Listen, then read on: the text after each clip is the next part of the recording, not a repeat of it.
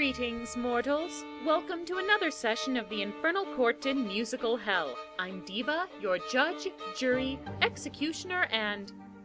what the boss man did I just watch? Listen, musicals, and bad musicals in particular, are my stock in trade, so I'm accustomed to things getting a little odd. I've seen the Pinniped version of Shakespeare, I've seen Don Bluth animation sequences come out of nowhere, I've seen people trying to convince me that the Bee Gees and the Spice Girls can carry movies. But this? Ladies and gentlemen, our next offender, The Singing Detective. This 2003 movie is an adaptation of a 1986 BBC miniseries that, unfortunately, I have not yet seen. I know, I tried, really I did, but my usual resources failed me on this one, and the best I could do was a few song clips on YouTube. Just one of the many joys of working where I do. So I won't be able to discuss how this compares to its source, and for that I apologize. Believe me, I know how satisfying it can be to castigate a bad adaptation of something you like. But there are other ways of judging an adaptation, namely, how well does it stand up on its own, coming in fresh with minimal background knowledge. So with that in mind, let's examine the case of The Singing Detective. The movie starts off by bouncing back and forth between a prostitute getting whacked in a noir detective story and an extra crispy Robert Downey Jr. being wheeled through a hospital. The latter is Dan Dark, a pulp author who penned the former story before winding up in the hospital with crippling psoriasis. He's dealing with his condition mostly by doing what your average Robert Downey Jr. character does, which is be an insufferable ass to everybody. Last time I had to endure anything this demeaning was in my baby buggy. I was drooled over by slobbering cretins who apparently escaped from the local cuckoo house. They thought they were doctors and nurses. Okay, things are not good here. Oh, believe me, things haven't even gotten started yet. Librium. Valium. Antidepressants. And the barbiturate. Antidepressants.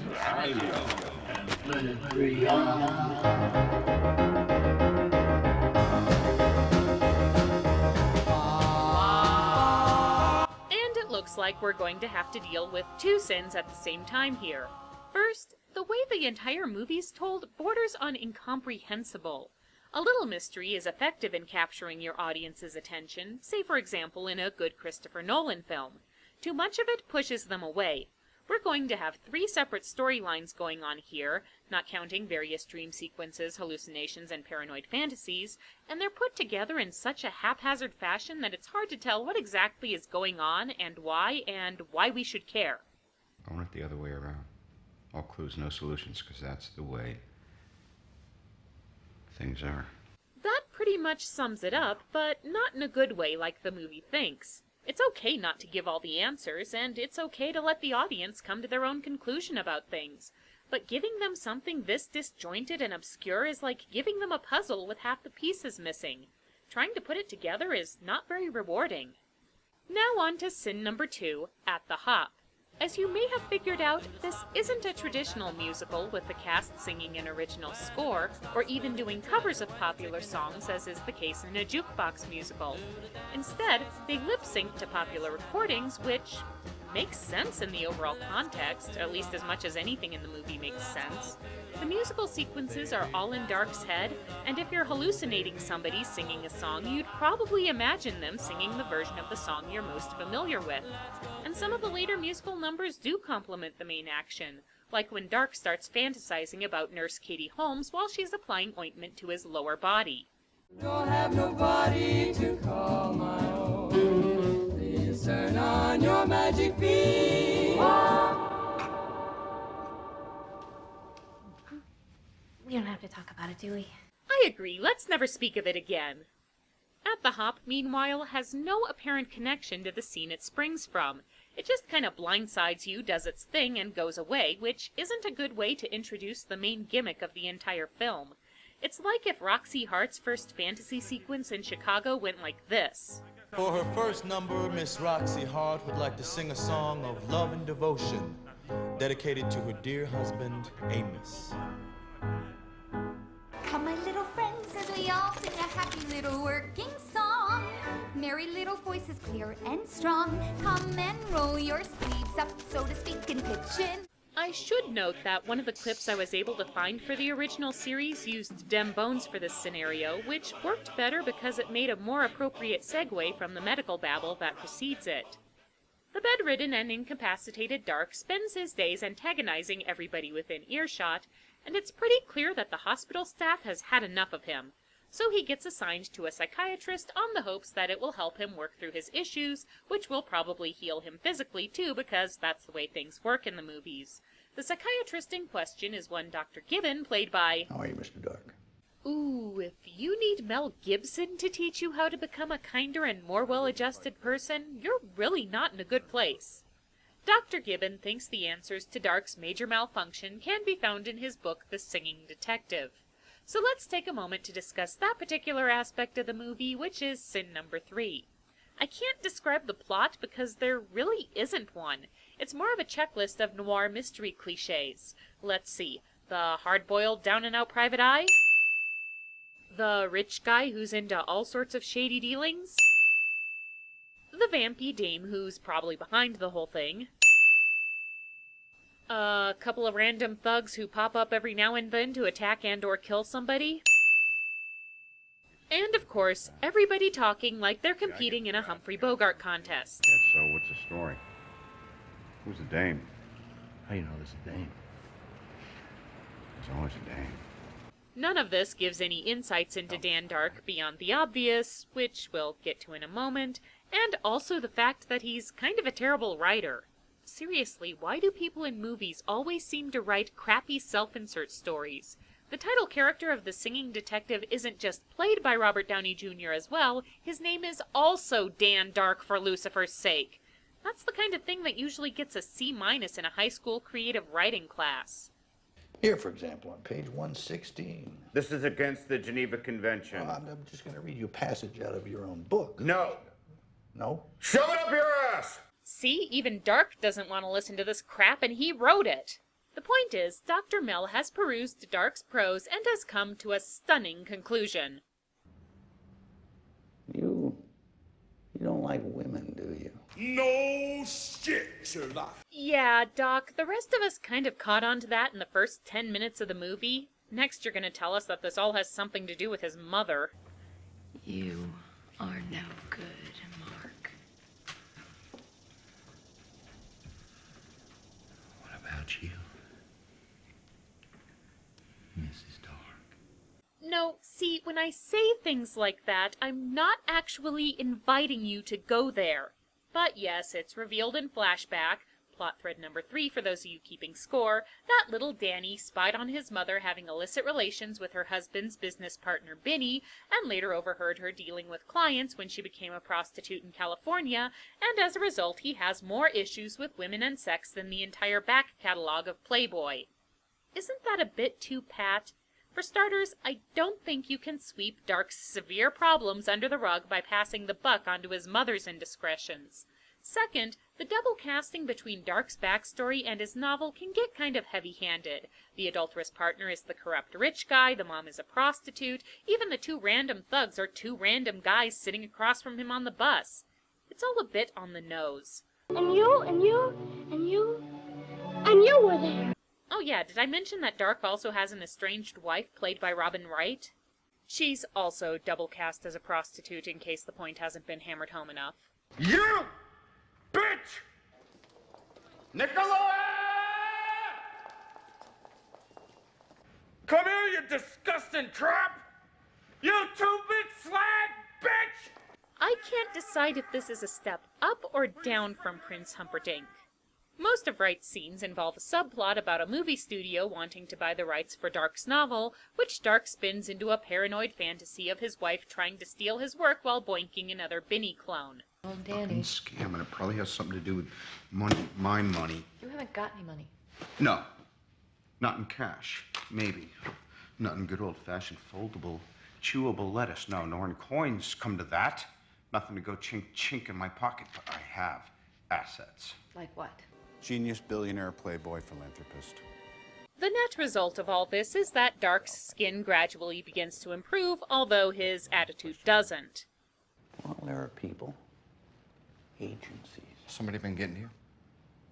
What do you mean? Has a certain whore of my former acquaintance been pushing her hard little nose into my affairs? Right here is sin number 5 and the central problem I have with this entire premise. There is no way around the fact that Dan Dark is almost impossible to like as a character.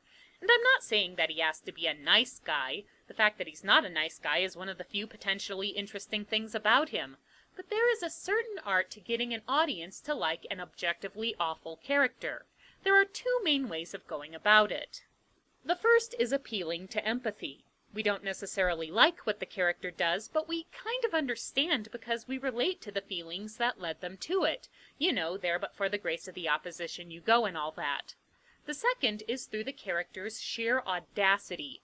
This results in a more of a love-to-hate dynamic. We don't empathize with the character, nor are we expected to. But what they do with such style and brilliance that even though you're horrified, you can't help but admire them a little, especially since they're fictional and the consequences of their actions are safely contained. Dan Dark doesn't resonate on either of those levels. He suffers, but that suffering never translates to empathy, and when he does have a breakthrough near the end of the movie, it's just too little too late. And there's nothing particularly spectacular or intriguing about being a foul-mouthed sexist misanthrope. Even Robert Downey Jr., who gives it his all and has a proven ability to bring charm to characters with prominent jerk-ass tendencies, can't make Dan Dark somebody you want to follow for a 2-hour movie. In fact, the only aspect of the character I can appreciate is his fondness for the coaster's Poison Ivy. She'll get you in touch. You can look, but you better not touch.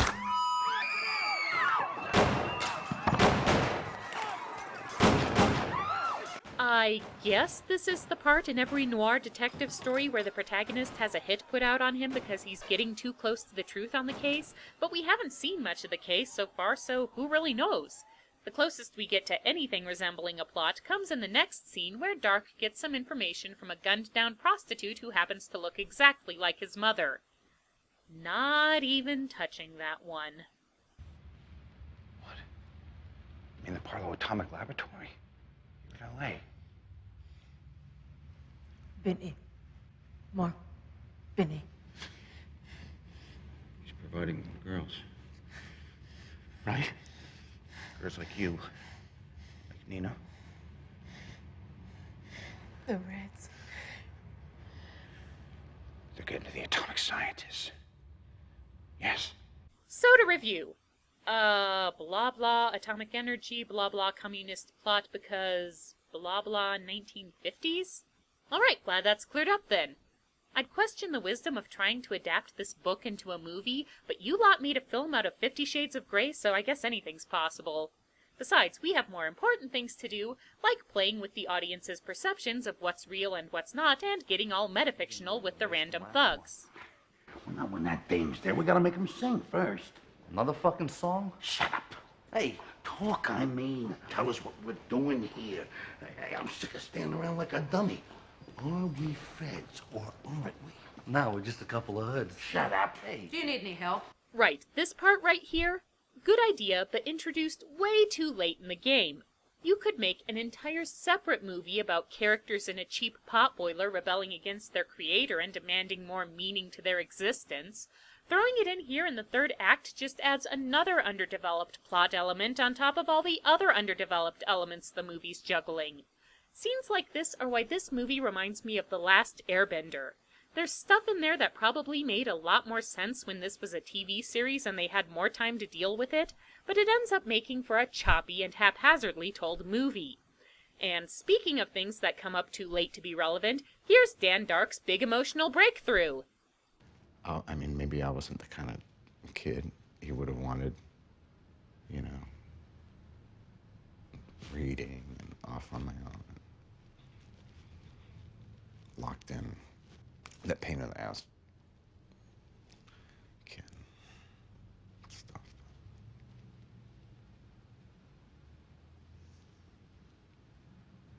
I want to get closer. And I... So you told him about her? I traded her in. I traded her in for a pat on the head. No. No. I got beat instead, and so did she. Bingo! I've got backstory trauma bingo. See, there's the adulterous mother, the emotionally distant father, physical abuse, devastating separation, and death of a parent is the free space. What do I win? On the plus side, the movie doesn't even try to take the whole "your mental trauma has been dealt with, you're cured" aspect of the plot seriously. Step 3, you kiss and hold her tightly.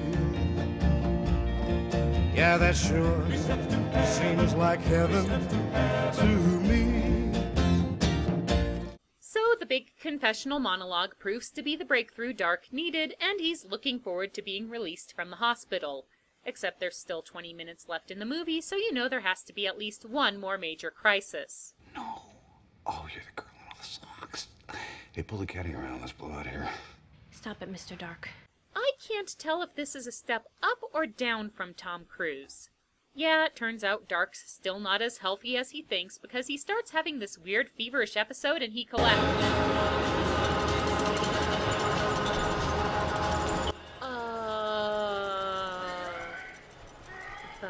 Here? Sin number 7 for this climax. It's what I like to call a fuck-it-all ending, where the writers are trying to think of an impressive resolution for their story and eventually just throw up their hands, say fuck it all, and just throw together several minutes of over-the-top crazy. It all ends with the fictional Dan Dark shooting the real Dan Dark, which represents him dying, conquering his demons conquering him.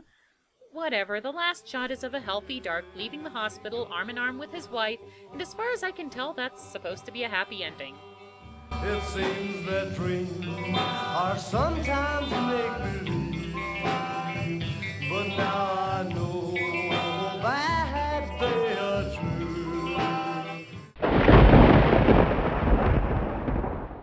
Even without seeing the serial version of The Singing Detective, I can still understand where it probably worked better than the film. With more time to explore its various themes and to develop its central character, it must have made a lot more sense. But the movie is what happens when movies try to be artsy and fail. It mistakes incoherence for ambiguity and negativity for depth. I do have to give it credit for doing its song sequences in a unique way, but since that's directly imported from the source material, I'm not sure that's a point in its favor. In fact, I'm still so confused by what happened and what was supposed to happen that it's very hard to determine specific punishments for the people involved. So I'm just going to have to settle for condemning the entire cast and crew to hearing everybody else's words in Esperanto. That way they'll be as lost as I am. So let it be recorded.